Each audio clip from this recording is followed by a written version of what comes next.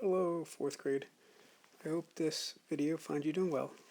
This week, you're going to play around with the addition, subtraction of fractions, unlike denominators. But I want to make sure we understand how to use inverse operations to check our work.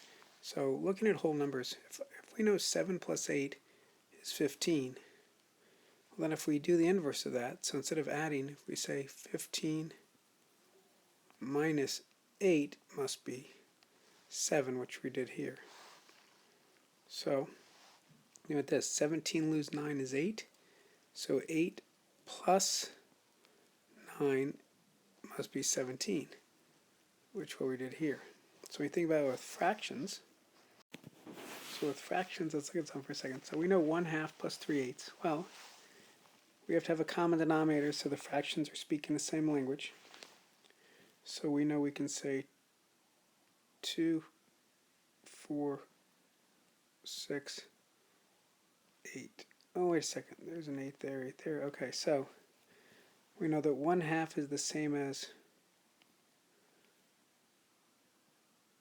4/8. We already have our 3/8. So 4/8 plus 3/8 is 7/8. And if we use inverse, think about that. So 7/8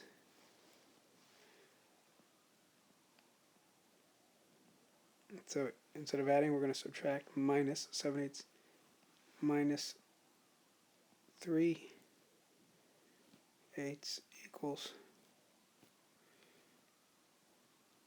4/8. We know 4/8 is the same as 1/2. So in other words, we did this correctly. That was correct. So as you see, we added the fractions here. And to double check ourselves, our check was we subtracted. So let's look at the other way around. So let's look at 3/4 minus 1/5. Well, here, let's first find our common denominator. So we have 4, 8, 12, 16, 20,